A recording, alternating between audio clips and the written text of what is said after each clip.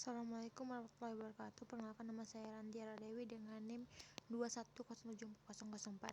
Saya akan mempresentasikan tentang aliran kritik sastra, relativisme, dan perspektivisme. Aliran kritik sastra. Menurut René Wellek dan Austin Warren, ada 3 aliran kritik sastra, yaitu relativisme, absolutisme, dan perspektivisme. Namun pada mata kuliah kritik sastra kali ini, saya akan menjelaskan relativisme dan perspektivisme.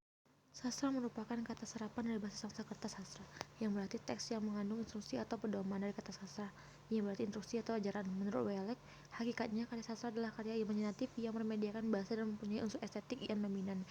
Kritik sastra dapat diartikan sebagai salah satu objek studi sastra yang melakukan analisis, penafsiran, dan penilaian terhadap sastra. Aliran kritik sastra. Relativisme. Relativisme berasal dari kata Latin relativus dan berarti nisbi atau relatif berdasarkan KKBBI 2016. Kata relativisme bermakna pandangan bahwa pengetahuan itu dibatasin, baik oleh akal budi yang sebatas-batas maupun oleh cara mengetahui yang sebatas-batas. Relativisme adalah paham penilaian yang didasarkan pada tempat dan waktu terbitnya karya sastra. Penilaian karya sastra tidak diuji di semua tempat dan waktu. Asumsi dasar penilaian relativisme adalah karya sastra yang dianggap bernilai oleh suatu masyarakat pada suatu tempat dan zaman tertentu pada masyarakat sastra.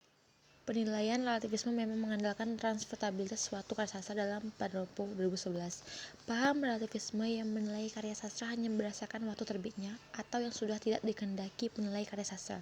Tentulah tak dapat kita terima baik bila kita hendak menilai karya sastra secara objektif menurut metode literer. Paham ini berkeyakinan bahwa nilai karya sastra melekat pada karya itu sendiri. Bila ada karya sastra yang dianggap sebagai bernilai oleh masyarakat di suatu tempat dan periode tertentu, karya sastra tersebut terus dianggap bernilai di zaman dan tempat yang lain. Dulu dianggap baik, sekarang harus dipandang baik pula.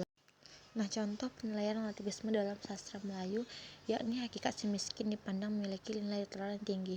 Ketinggian nilai hakikat tersebut tentu saja untuk berkonteks masyarakat Melayu dan pada teks hikayat tersebut diciptakan.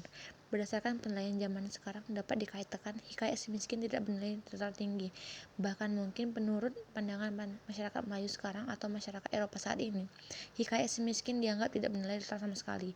Meskipun demikian, kaum relativis tetap berkeyakinan bahwa hikayat si miskin haruslah diterima sebagai karya sastra yang bernilai dan akan tetap bernilai sampai kapan waktu atau zaman dan dimanapun tempat fokus.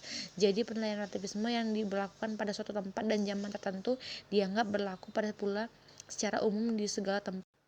Aliran kritik sastra. Perspektivisme. Penilaian perspektivisme adalah paham penilaian karya sastra dari berbagai sudut pandang, yaitu dengan jalan menunjukkan nilai-nilai karya sastra pada waktu terbitnya dan nilai-nilai karya sastra pada masa-masa berikutnya. Setiap karya sastra mengandung nilai keabadian dan kehistorian.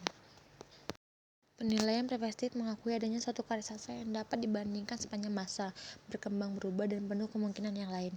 Ringkasnya, perubahan-perubahan penilaian terhadap suatu karya tertentu dapat disebabkan oleh zaman yang berbeda, keyakinan pribadi, sosial, religius, politik, serta ideologi kesenian.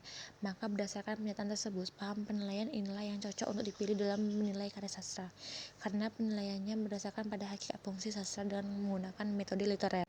Sebagai contoh beberapa karya sastra yang kini dianggap sebagai puncak-puncak kesusastraan dulu diremehkan, yaitu puisi-puisi Chairil Anwar pada diterima pertama kali disiarkan banyak dikecam orang sebagai puisi liar. Akan tetapi pada masa-masa berikutnya diyakini orang sebagai puisi yang tinggi nilainya. Baiklah, sekian, terima kasih dari video yang dapat saya berikan. Assalamualaikum warahmatullahi wabarakatuh.